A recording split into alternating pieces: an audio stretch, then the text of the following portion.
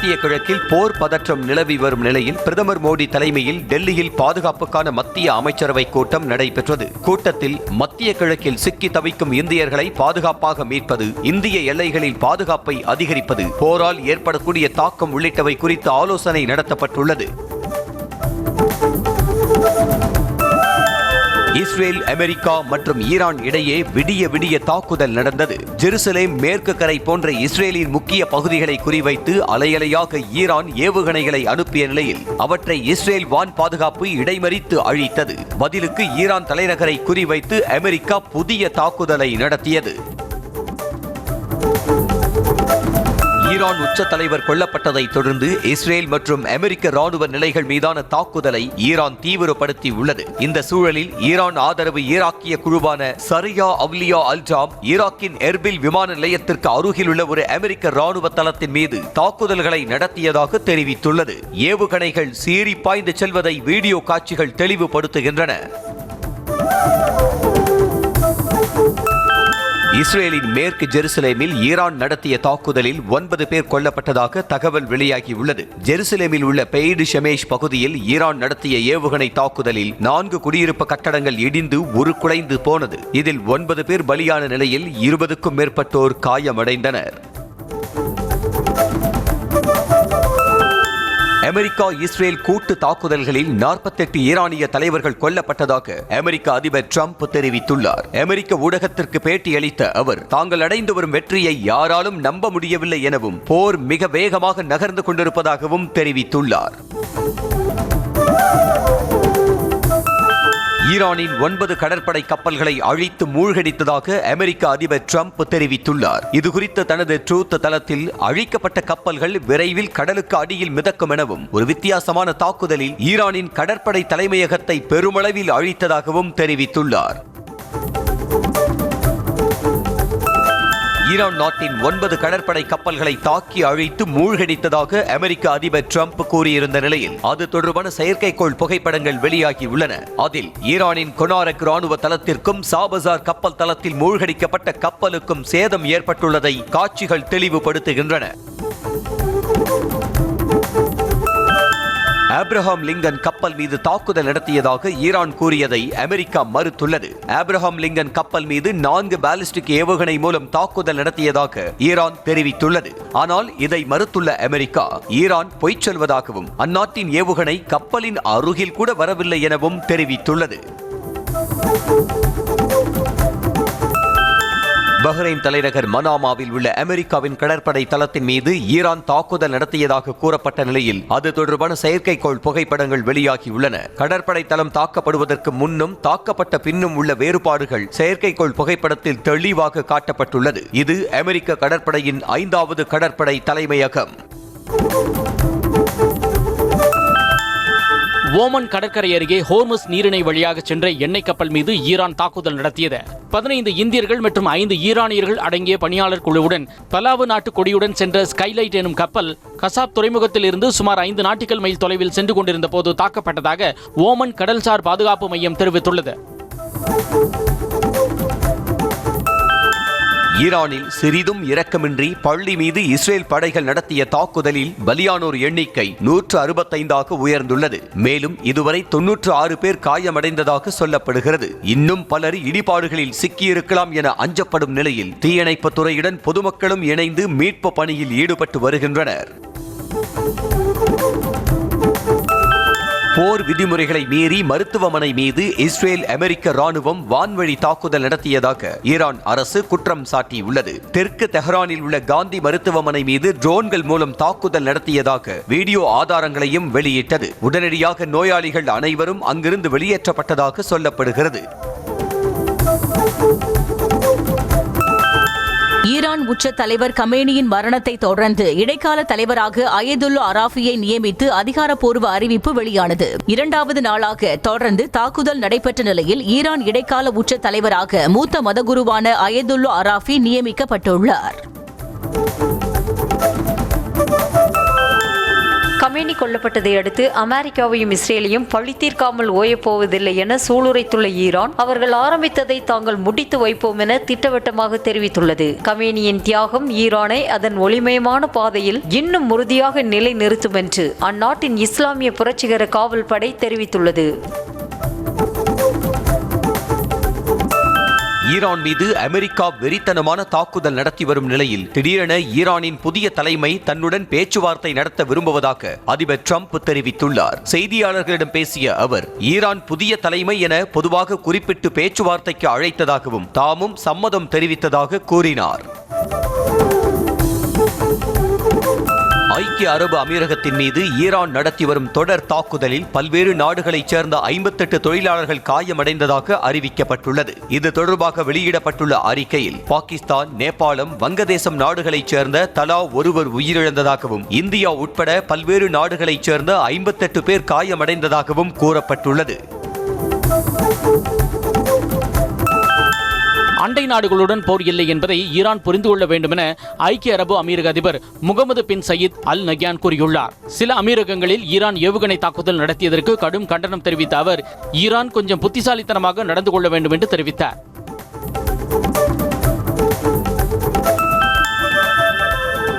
ஐக்கிய அரபு அமீரகம் மீதான ஈரானின் தாக்குதலுக்கு பிரதமர் மோடி கண்டனம் தெரிவித்துள்ளார். அமீரக அதிபர் ஷேக் முகமது பின் சயீத் அல் நஹ்யானுடன் தொலைபேசியில் பேசிய பிரதமர் மோடி தாக்குதலில் உயிரிழந்தவர்களுக்கு இரங்கலும் இந்த கடினமான காலங்களில் ஐக்கிய அரபு அமீரகத்திற்கு துணையாக இந்தியா நிற்கும் எனவும் தெரிவித்துள்ளார். மத்திய கிழக்கில் போர் பதற்றம் நீடித்து வரும் நிலையில் இஸ்ரேல் பிரதமர் பெஞ்சமின் நெதன்யாகுவை பிரதமர் மோடி தொலைபேசியில் தொடர்பு கொண்டு பேசினார். அப்போது சமீபத்திய தாக்குதல் சம்பவங்கள் குறித்து கவலை தெரிவித்த பிரதமர் மோடி பொதுமக்களின் பாதுகாப்பை வலியுறுத்தியதுடன் போரை விரைந்து நிறுத்த வேண்டியதன் அவசியத்தையும் எடுத்து கூறினார்.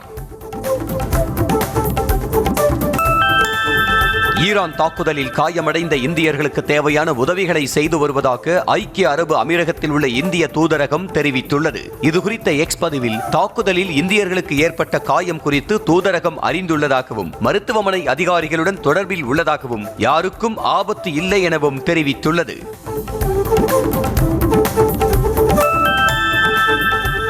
மத்திய கிழக்கு நாடுகளில் நீடிக்கும் பதற்றம் காரணமாக உலகம் முழுவதும் விமான சேவை பெரிதளவில் பாதிக்கப்பட்டுள்ளது. குறிப்பாக உலகின் பரபரப்பான சர்வதேச விமான நிலையமான துபாய் விமான நிலையம் 2வது நாளாக மூடப்பட்ட நிலையில் 1000க்கும் மேற்பட்ட விமானங்கள் ரத்து செய்யப்பட்டன. இதனால் பல நாடுகளில் சுற்றுலா பயணிகள் தவித்து வருகின்றனர். தமிழ்நாட்டில் 12ஆம் வகுப்பு மாணவர்களுக்கான பொதுத் தேர்வு இன்று தொடங்குகிறது. மாநிலம் முழுவதும் 7,99,692 மாணவர்கள் இந்த தேர்வை எழுத உள்ளனர். அனைத்து தேர்வு மையங்களும் தயார் நிலையில் உள்ளதாகவும் 6,150 பேர் தேர்வு பணியில் ஈடுபட உள்ளதாகவும் பள்ளிக் கல்வித்துறை அறிவித்துள்ளது. பொதுத் தேர்வு எழுதும் 12 மற்றும் 11ஆம் வகுப்பு மாணவர்களுக்கு முதலமைச்சர் மு க ஸ்டாலின் வாழ்த்து தெரிவித்துள்ளார். இது தொடர்பாக அவர் வெளியிட்டுள்ள எக்ஸ் தள பதிவில் உங்களுக்கான வாய்ப்புகள் கொட்டி கிடப்பதால் பதற்றமின்றி தேர்வை எதிர்கொண்டு வெற்றி பெறுங்கள் என்று வாழ்த்தியுள்ளார். சட்டமன்ற தேர்தல் தொகுதி பங்கீடு தொடர்பாக திமுக விசிக இடையே இன்று பேச்சுவார்த்தை நடக்கிறது. இதுவரை நடந்த பேச்சுவார்த்தையில் கூட்டணி கட்சிகள் அனைத்தும் கடந்த தேர்தலை காட்டிலும் அதிக இடங்களை கேட்டிருக்கும் நிலையில் விசிகவும் அதிக தொகுதிகளை கேட்டு பெறும் என சொல்லப்படுகிறது. அதிமுக பொதுச் செயலாளர் எடப்பாடி பழனிசாமி இன்று டெல்லி செல்லவிருப்பதாக தகவல் வெளியாகியுள்ளது. சட்டமன்ற தேர்தல் களம் தமிழ்நாட்டில் அனல் பறக்கும் நிலையில் அதிமுக பாஜகவிடையே இதுவரை தொகுதி பங்கீடு இறுதியாகவில்லை. இதனால் அமித்ஷாவை சந்தித்து தொகுதி பங்கீடு குறித்து ஆலோசிக்க உள்ளதாக சொல்லப்படுகிறது. தமிழ்நாட்டில் மீண்டும் ஆட்சியை பிடிக்கலாம் என்ற திமுகவின் கனவு காணல் நீராகி போகும் என பிரதமர் மோடி விமர்சித்துள்ளார். மதுரை மண்டேலா நகரில் நடைபெற்ற பொதுக்கூட்டத்தில் பங்கேற்று பேசிய அவர் மாற்றத்தை கொண்டுவரும் தேசிய ஜனநாயக கூட்டணி அரசு அமையும் என உறுதியளித்தார். மேலும் திமுகவின் சில்லறை அரசியலால் ஏழை மக்கள் அவதிப்படுவதாக குற்றம் சாட்டினார். திமுக காங்கிரஸ் ஆட்சியில் ஒதுக்கப்பட்டதை விட தமிழ்நாட்டின் ரயில் திட்டங்களுக்கு 8 மடங்கு அதிகமாக ஒதுக்கியிருப்பதாக பிரதமர் மோடி பெருமிதம் தெரிவித்தார். மதுரையில் நடைபெற்ற என்டிஏ பொதுக்கூட்டத்தில் உரையாற்றிய அவர் வாய்ப்பிருந்த போது மக்களுக்கு எதுவும் செய்யாமல் இருந்துவிட்டு தற்போது வாய்க்கிழிய பேசிக் கொண்டிருப்பதாக திமுகவை கடுமையாக சாடினார். நேர்மை அரசியலுக்கு முன்னோடி காமராசர் என்றால் ஊழல் அரசியலுக்கு முன்னோடி திமுக என பிரதமர் மோடி கடுமையாக சாடியுள்ளார். ஊழல் அதிகம் செய்தது யார் என திமுக அமைச்சர்கள் தங்களை ஒப்பிட்டுக் கொள்வதாக விமர்சித்துள்ள அவர், தமிழ்நாட்டில் அதிகரித்துள்ள போதைப்பொருள் மாஃபியாக்களால் குடும்பம் அழிவதாக வேதனை தெரிவித்துள்ளார். மதுரையில் நடைபெற்ற தேசிய ஜனநாயக கூட்டணி பொதுக்கூட்டத்தில் பேசிய பிரதமர் மோடி இந்தியில் பேசுவதை முழுமையாக தவிர்த்துவிட்டு ஆங்கிலத்தில் மட்டுமே உரையாற்றினார். வழக்கமாக தமிழ்நாட்டில் நடைபெறும் மத்திய அரசு விழாக்கள் மற்றும் பாஜக நிகழ்ச்சிகளில் கலந்து கொள்ளும் பிரதமர் மோடி இந்தியில் பேசுவது வழக்கம். தமிழ்நாட்டிற்கு மத்திய பாஜக அரசு எதுவும் செய்யவில்லை என முதலமைச்சர் அவதூறு பரப்புவதாக குற்றம் சாட்டியுள்ள எடப்பாடி பழனிசாமி பல்லாயிரக்கணக்கான கோடி ரூபாய் நிதி ஒதுக்கியதாக விளக்கம் அளித்துள்ளார். மதுரை மண்டேலா நகரில் நடந்த பொதுக்கூட்டத்தில் பேசிய அவர், மதுரை எய்ம்ஸ் மருத்துவமனை பணிகளை முடக்க முயற்சித்ததாக திமுக அரசு மீது குற்றம் சாட்டினார். இருண்ட திமுக ஆட்சியை அகற்ற பிரதமர் மோடிக்கு அதிமுக பொதுச் செயலாளர் எடப்பாடி பழனிசாமி உறுதுணையாக இருப்பதாக அமமுக பொதுச் செயலாளர் டிடிவி தினகரன் தெரிவித்தார். மதுரை மண்டேலா நகரில் நடந்த தேசிய ஜனநாயக கூட்டணி பொதுக்கூட்டத்தில் பேசிய அவர், திமுக ஆட்சியில் எத்தனையோ ஊழல் மற்றும் முறைகேடுகள் மறைக்கப்பட்டாலும் ஊடகங்கள் மூலமாக வெளிவந்து கொண்டிருப்பதாக குற்றம் சாட்டினார்.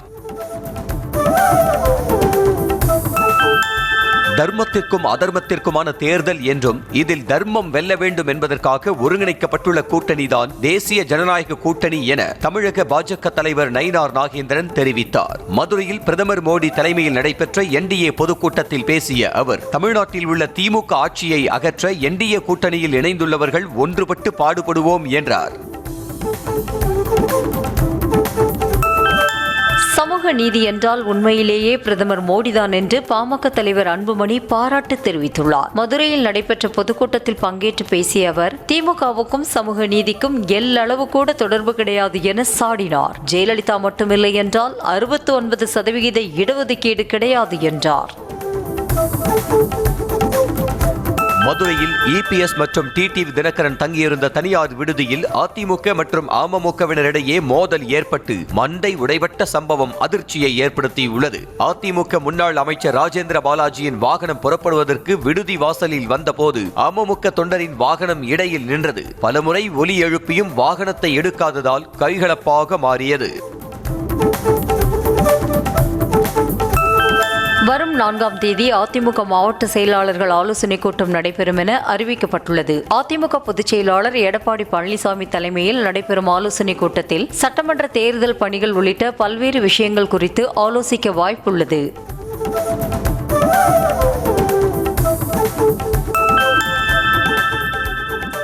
தஞ்சாவூர் மாவட்டம் செங்கிப்பட்டியில் வரும் 4ஆம் தேதி தாவேக தலைவர் விஜயின் நிர்வாகிகள் சந்திப்பு கூட்டம் நடத்த மாவட்ட காவல்துறை அனுமதி வழங்கியுள்ளது. இந்த கூட்டத்தில் தஞ்சாவூர் மாவட்டத்தில் உள்ள 8 சட்டமன்ற தொகுதிகளை சேர்ந்த சுமார் 4900 நிர்வாகிகள் பங்கேற்க உள்ளதாக சொல்லப்படுகிறது.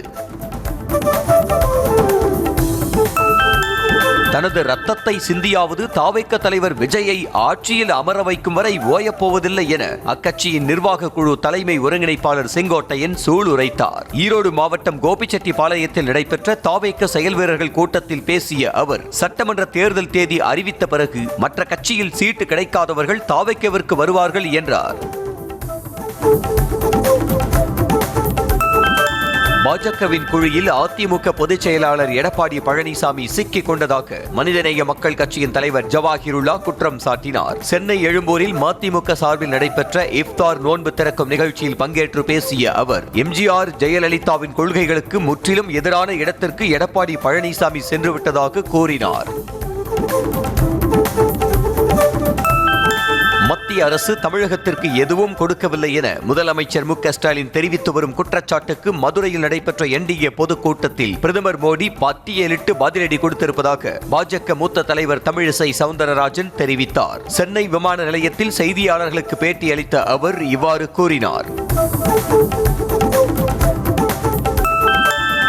வரும் சட்டமன்ற தேர்தலில் நாமக்கல் மாவட்டத்தில் அதிமுகவிற்கு அதிக வாக்கு வாங்கி தரும் பூத் நிர்வாகிகளுக்கு 1 பவுன் தங்க மோதிரம் பரிசாக வழங்கப்படும் என முன்னாள் அமைச்சர் தங்கமணி அறிவித்து தொண்டர்களை உற்சாகப்படுத்தியுள்ளார். நாமக்கல்லில் நடைபெற்ற அதிமுக செயல் வீரர்கள் கூட்டத்தில் பங்கேற்று பேசிய அவர் இவ்வாறு தெரிவித்தார். அதிமுகவில் இருந்தவர்கள் எல்லாம் திமுகவிற்கு மாறி வருவதால் திமுகவை அண்ணா திமுக 2 என மாற்றிக்கொள்ளலாம் என தாவேக பரப்புரை செயலாளர் நாஞ்சில் சம்பத் விமர்சித்தார். புதுக்கோட்டையில் நடைபெற்ற தாவேக கூட்டத்தில் பேசிய அவர், பாஜகவிற்கு அதிமுக பலியாகிவிட்டது போல் திமுகவும் பலியாகி வருவதாக குற்றம் சாட்டினார். தமிழ்நாடு தொழில்துறையில் உலக நாடுகளோடு போட்டியிடும் அளவிற்கு முன்னேறியுள்ளதாக அமைச்சர் TRB ராஜா பெருமையுடன் தெரிவித்தார். சென்னை எழும்பூரில் நடைபெற்ற நிகழ்ச்சி ஒன்றில் பேசிய அவர், தமிழ்நாட்டிற்கு தொழில் தொடங்க வந்துள்ள எந்த நிறுவனமும் இதுவரை தங்களது ஒப்பந்தத்தை முடித்துக் கொண்டு சென்றதில்லை எனவும் கூறினார். 2026 சட்டமன்ற தேர்தலில் அதிமுக பொதுச் செயலாளர் எடப்பாடி பழனிசாமி அறிவித்துள்ள வாக்குறுதிகள் அனைத்தும் நிறைவேற்றப்படும் என ராணிப்பேட்டை மேற்கு மாவட்ட அதிமுக மாவட்ட செயலாளர் சுகுமார் திட்டவட்டமாக தெரிவித்தார். விளாம்பாக்கத்தில் நடைபெற்ற அதிமுக பிரச்சார கூட்டத்தில் பேசிய அவர், தற்போதைய திமுக அரசு மக்களுக்கு பலனில்லாத திட்டங்களை கொண்டு வந்திருப்பதாக சாடினார். ஈரான் மீது அமெரிக்கா மற்றும் இஸ்ரேல் கூட்டாக தாக்குதல் நடத்தி வருவதை கண்டித்து ஈரோடு மாவட்டம் கோபிச்செட்டிப்பாளையத்தில் பள்ளிவாசல் முன்பு முஸ்லிம்கள் கண்டன ஆர்ப்பாட்டத்தில் ஈடுபட்டனர். ஈரான் மீது நடத்தப்படும் தாக்குதலுக்கு கண்டனம் தெரிவித்து செல்போனில் டார்ச் லைட் அடித்து 100க்கும் மேற்பட்டோர் நள்ளிரவில் போராட்டத்தில் ஈடுபட்டனர். நாகையிலிருந்து இலங்கையில் காங்கேசன் துறைக்கு வரும் 6ஆம் தேதி முதல் மீண்டும் பயணிகள் கப்பல் சேவை இயக்கப்படும் என அறிவிக்கப்பட்டுள்ளது. சுற்றுலா பயணிகளை கவரும் விதமாக டிக்கெட் கட்டணம் 8500 ரூபாயாக குறைக்கப்பட்டதும் பயணிகளுக்கு இலவச காலை உணவு மற்றும் 10 கிலோ வரை பொருட்களை இலவசமாக எடுத்துச் செல்லலாம் போன்ற சலுகைகளும் அறிவிக்கப்பட்டுள்ளன. போதைப் பொருட்களால் மாணவர்களை அழிக்க நினைக்கும் கும்பல் மீது கடும் நடவடிக்கை எடுக்கப்படும் என கோவை SP கார்த்திகேயன் எச்சரிக்கை விடுத்தார். கோவையில் செய்தியாளர்களுக்கு பேட்டி அளித்த அவர், மாநகரில் 50 இடங்களில் நடத்தப்பட்ட சோதனையில் 4.5 கிலோ கஞ்சா, மெத்தபெட்டமைன் உள்ளிட்ட போதைப் பொருட்கள் கிடைத்திருப்பதாக கூறினார். புதுக்கோட்டையில் மீன்வளத்துறை அதிகாரிகள் ஒருதலை பட்சமாக செயல்படுவதாக கூறி வேலை நிறுத்தத்தில் ஈடுபட்டு வந்த கோட்டைப்பட்டினம் விசைப்படகு மீனவர்கள் தங்களது போராட்டத்தை வாபஸ் பெற்றனர். மீன்வளத்துறை இயக்குநர் தொலைபேசி வாயிலாக நடத்திய பேச்சுவார்த்தையை ஏற்று வரும் 4ஆம் தேதி முதல் மீன்பிடிக்க செல்வதாக அறிவித்தனர்.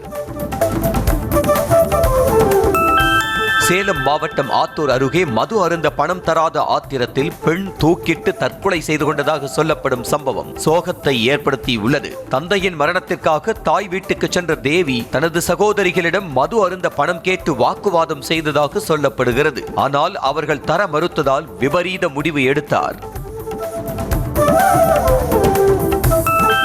அரியலூர் மாவட்டம் தாப்பழூரில் மது அருந்திவிட்டு சென்ற இளைஞரை போலீசார் அடித்ததால் தற்கொலை செய்து கொண்டதாக கூறி சடலத்தை காவல் நிலையத்திற்குள் வைத்து உறவினர்கள் போராட்டத்தில் ஈடுபட்டனர். இடங்கண்ணி காலனியைச் சேர்ந்த செல்வகுமார் டாஸ்மாக் கடையில் மது அருந்திவிட்டு பைக்கில் சென்றபோது போலீசார் பிடித்து தாக்கியதாக கூறப்படுகிறது.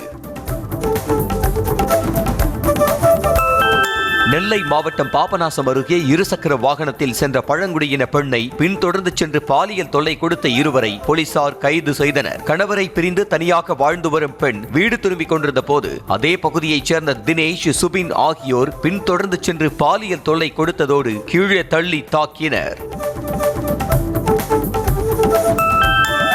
கிருஷ்ணகிரி மாவட்டம் ஒசூரில் பழைய இரும்பு கடையில் இருந்த பெண்ணிடம் தான் போலீஸ் என கூறி துப்பாக்கியை காட்டி மிரட்டி பணம் பறிக்க முயன்ற நபர் தப்பி செல்லும் CCTV காட்சி வெளியாகியுள்ளது. இது தொடர்பாக அளிக்கப்பட்ட புகாரின் பேரில் தோட்டகிரியைச் சேர்ந்த மனோஜ் என்பவரை போலீசார் கைது செய்தனர்.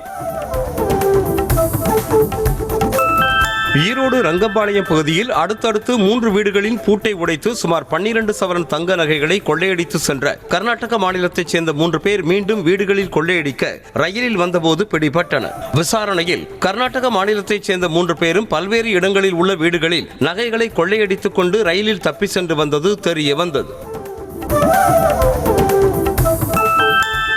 திருவண்ணாமலை மாவட்டம் ஆரணி பசார் வீதியில் உள்ள மாடி கட்டடத்தில் AC இயந்திரத்தில் திடீரென எரிவாயு கசிவு ஏற்பட்டு தீப்பற்றி கொழுந்துவிட்டு எரிந்தது. தனியார் செல்போன் ஷோரூமில் பொருத்தப்பட்டிருந்த ACயில் ஏற்பட்ட தீயை தீயணைப்பு வீரர்கள் விரைந்து சென்று அணைத்தனர். அண்டை நாடான நேபாளமுடனான எல்லை இன்று முதல் 5ஆம் தேதி வரை மூடப்படுவதாக மத்திய அரசு அறிவித்துள்ளது. ஊழல் மற்றும் சமூக ஊடக செயலிகளுக்கு தடை விதித்ததை கண்டித்து கடந்த ஆண்டு ஜென்சி இளைஞர்கள் முன்னெடுத்த போராட்டம் காரணமாக அந்நாட்டு பிரதமர் பதவி விலகினார். இதையடுத்து வரும் 5ஆம் தேதி தேர்தல் நடக்கும் நிலையில் முன்னெச்சரிக்கையாக எல்லைகள் மூடப்பட்டன.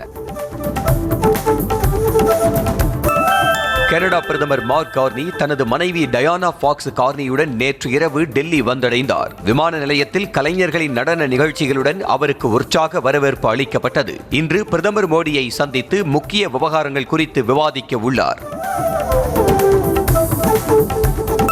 ஹோலி மற்றும் ரம்ஜான் பண்டிகையை முன்னிட்டு உத்தரப்பிரதேச மாநிலம் நொய்டாவில் போலீசார் கொடி அணிவகுப்பு நடத்தினர். இது தொடர்பாக பேசிய காவல்துறை உயரதிகாரி, இரு பண்டிகைகளும் அடுத்தடுத்து வருவதால் சமூக வலைதளங்களை தீவிரமாக கண்காணித்து வருவதாகவும் வதந்தி பரப்புபவர்கள் மீது கடுமையான நடவடிக்கை எடுக்கப்படும் எனவும் எச்சரித்தார்.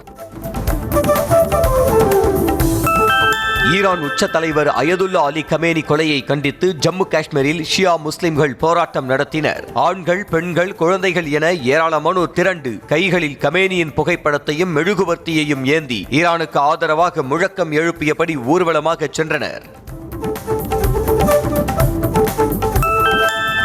ஈரான் உச்ச தலைவர் கமேனி கொலையை கண்டித்து உத்தரப்பிரதேசத்தில் அலிகர் பல்கலைக்கழக மாணவர்கள் போராட்டத்தில் ஈடுபட்டனர். ஆயிரக்கணக்கான மாணவர்கள் கையில் கமேனியின் புகைப்படத்தையும் மெழுகுவர்த்தியையும் ஏந்தி செல்போன் டார்ச் லைட்டை அடித்தபடி பல்கலைக்கழகம் முன்பு திரண்டு ஈரானுக்கு ஆதரவாகவும் அமெரிக்கா இஸ்ரேலுக்கு எதிராகவும் கோஷம் எழுப்பினர். அமெரிக்கா இஸ்ரேல் கூட்டு தாக்குதலில் ஈரான் உச்ச தலைவர் அயதுல்லா அலி கமேனி கொல்லப்பட்டதற்கு அதன் நட்பு நாடுகள் கண்டனம் தெரிவித்துள்ளன. ரஷ்ய அதிபர் விளாடிமிர் புட்டின், சீன வெளியுறவுத்துறை, வடகொரியா, ஏமன் ஹவுதிகள் அமைப்பு, காசாவின் ஹமாஸ் அமைப்பு ஆகியவையும் கண்டனம் தெரிவித்துள்ளன. ஈரான் நாட்டின் உச்ச தலைவர் அயதுல்லா அலி கமேனி கொல்லப்பட்டதை தொடர்ந்து பிரான்ஸ் தலைநகர் பாரிஸில் ஏராளமான ஈரானியர்கள் கொண்டாட்டத்தில் ஈடுபட்டனர். ஈரான் நாட்டின் பாரம்பரிய கொடியையும் இஸ்ரேல் மற்றும் அமெரிக்க கொடிகளை கைகளில் ஏந்தியும் ஆயிரக்கணக்கானோர் வீதிகளில் திரண்டு பேரணி நடத்தினர். ஈரான் உச்ச தலைவர் அயதுல்லா அலி கமேனி கொலையை கண்டித்து அமெரிக்கா மற்றும் இஸ்ரேலுக்கு எதிராக வங்கதேசத்தில் ஜமாத் இ இஸ்லாமி அமைப்பு சார்பில் போராட்டம் நடைபெற்றது. டாக்காவில் உள்ள மசூதி முன்பு நடைபெற்ற இந்த போராட்டத்தில் ஏராளமான இஸ்லாமியர்கள் கலந்து கொண்டு கமேனிக்கு அஞ்சலி செலுத்தியதோடு அமெரிக்கா மற்றும் இஸ்ரேலுக்கு எதிராக முழக்கங்களை எழுப்பினர். ஈரான் உச்ச தலைவர் அயதுல்லா அலி கமேனி கொலையை கண்டித்து பாகிஸ்தான் தலைநகர் இஸ்லாமாபாத்தில் ஷியா முஸ்லிம்கள் போராட்டத்தில் ஈடுபட்டனர். கமேனியின் புகைப்படம் மற்றும் ஈரான் கொடிகளை கையில் ஏந்தியபடி ஏராளமானோர் திரண்டு இஸ்லாமாபாத் வீதிகளில் பேரணியாக வந்து அமெரிக்கா இஸ்ரேலுக்கு எதிராக முழக்கங்களை எழுப்பி போராட்டத்தில் ஈடுபட்டனர். ஈரான் உச்ச தலைவர் அயதுல்லா அலி கமேனி கொலையை கண்டித்து பாகிஸ்தான் முழுவதும் நடந்த வன்முறைகளில் 21 பேர் உயிரிழந்தனர். கராச்சியில் உள்ள அமெரிக்க தூதரகத்தின் வெளியுறவு சுவரை போராட்டக்காரர்கள் உடைத்து உள்ளே நுழைந்த போது தூதரக பாதுகாப்பு அதிகாரிகள் துப்பாக்கிச்சூடு நடத்தினர். ஈரான் உச்ச தலைவர் அயதுல்லா அலி கமேனி கொல்லப்பட்டதை தொடர்ந்து அமெரிக்காவில் உள்ள ஈரானியர்கள் நியூயார்க் நகரில் கொண்டாட்டத்தில் ஈடுபட்டனர். இஸ்ரேல், அமெரிக்கா மற்றும் பாரம்பரிய ஈரான் கொடிகளை கைகளில் ஏந்தி பேரணியாக சென்றவர்கள் ஈரானில் ஆட்சி மாற்றம் ஏற்பட வேண்டும் எனவும் நாட்டை வழிநடத்த பட்டத்து இளவரசர் ரெசா பஹ்லவி மீண்டும் வர வேண்டும் எனவும் வலியுறுத்தினர்.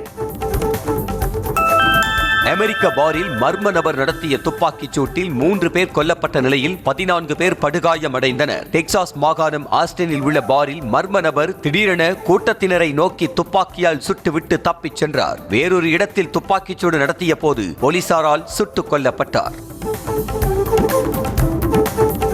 T20 உலகக்கோப்பை தொடரின் சூப்பர் 8 சுற்றில் கடைசி ஓவரில் வெஸ்ட் இண்டீஸ் அணியை வீழ்த்தி இந்தியா த்ரில் வெற்றி பெற்றது. இதன் மூலம் இந்திய அணி அரையிறுதிச் சுற்றுக்குள் நுழைந்தது. முதலில் விளையாடிய வெஸ்ட் இண்டீஸ் அணி 195 ரன்கள் குவித்தது. தொடர்ந்து களமிறங்கிய இந்திய அணி 5 விக்கெட் இழப்புக்கு 199 ரன்கள் எடுத்து வெற்றி பெற்றது.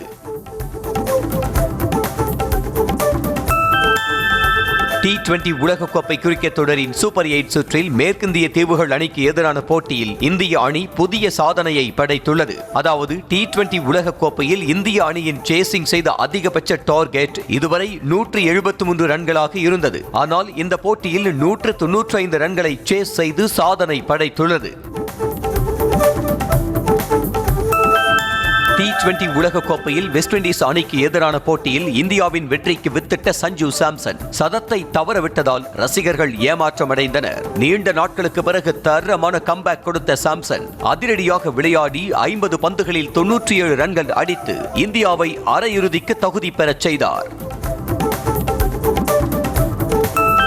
T20 உலகக்கோப்பை கிரிக்கெட் தொடரின் சூப்பர் 8 சுற்றில் மேற்கிந்திய தீவுகள் அணியை வீழ்த்தி இந்தியா வெற்றி பெற்றதை தொடர்ந்து ரசிகர்கள் கொண்டாட்டத்தில் ஈடுபட்டனர். மேற்கு வங்க மாநிலம் கொல்கத்தாவில் உள்ள ஈடன் கார்டன் மைதானத்தில் இருந்து வெளியே வந்த ரசிகர்கள் இந்தியா மிக சிறப்பாக விளையாடியதாகவும் சஞ்சு சாம்சன் தான் போட்டியின் ஹீரோ என்றும் புகழாரம் சூட்டினர். T20 உலகக்கோப்பை தொடரில் ஒரு சீசனில் அதிக சிக்சர்கள் அடித்த வீரர் என்ற வரலாற்று சாதனையை வெஸ்ட் இண்டீஸின் ஹெட்மயர் படைத்துள்ளார். கொல்கத்தாவில் நடைபெற்ற இந்தியாவுக்கு எதிரான போட்டியில் 2 சிக்சர்கள் அடித்ததன் மூலம் இந்த சீசனில் மொத்தமாக 19 சிக்சர்கள் அடித்து சாதனைக்கு சொந்தக்காரர் ஆனார். T20 உலகக்கோப்பை சூப்பர் 8 சுற்றில் தென்னாப்பிரிக்கா அணி ஜிம்பாப்வே அணியை எளிதில் வீழ்த்தியது. டெல்லியில் நடைபெற்ற போட்டியில் முதலில் பேட்டிங் செய்த ஜிம்பாப்வே 7 விக்கெட் இழப்பிற்கு 153 ரன்கள் எடுத்தது. தொடர்ந்து களமிறங்கிய தென்னாப்பிரிக்கா அணி 17.5 ஓவரில் 5 விக்கெட் இழப்பிற்கு 154 ரன்கள் எடுத்து 5 விக்கெட் வித்தியாசத்தில் வெற்றி பெற்றது.